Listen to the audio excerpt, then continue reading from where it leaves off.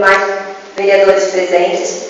Cumprimentar também toda a minha família, comitiva, pessoal que está aqui presente, muito obrigado. Agradecer os demais presentes, bem como já registrar que eu conto com a pessoal dos bombeiros voluntários para a nossa festa.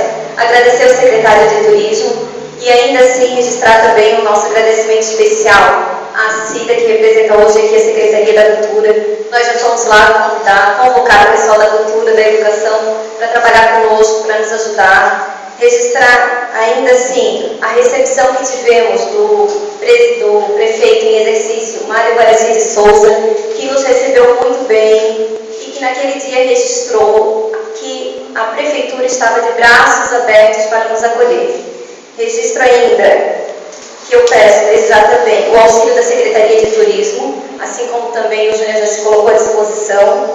Tá? Quero convidar ainda não só o presidente, os demais vereadores, independentemente de religião. Neste final de semana acontecem também as visitas. As nossas visitas iniciaram-se no dia 8 de março e vão até o dia 25 de maio. Todos os finais de semana nós saímos em peregrinação. Nós não levamos só uma bandeira. Aquela bandeira é história, é fé, é agradecimento. O que nós carregamos ali é símbolo da nossa fé.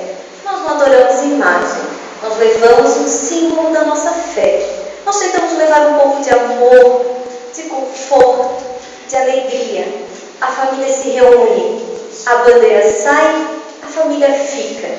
Como os apóstolos se reuniam no início das comunidades cristãs, o que eles faziam lá em Atos dos Apóstolos? Eles se reuniam, faziam a palavra, partiam o pão. A bandeira do divino, ela sai nessa peregrinação. Ela chega, as famílias estão reunidas, a gente faz a oração, o momento da prece, do agradecimento, partilha o pão. A bandeira vai, o amor fica, o Senhor abençoa e a família é abençoada cada vez mais. E vocês podem ter certeza disso, que independentemente de religião, aonde nós estamos levando a palavra de Deus. E quando saímos pela manhã, às 7h30, no momento da nossa prece, eu peço para que o Senhor nos use eu e o seu Adriano, para que Ele nos dê a palavra certa, na hora certa, para a pessoa certa. Porque o imperador e a imperatriz são símbolos de uma fé, símbolos que querem ser utilizados como instrumentos para se chegar a Deus. A gente só está indo ali levando a palavra do Senhor.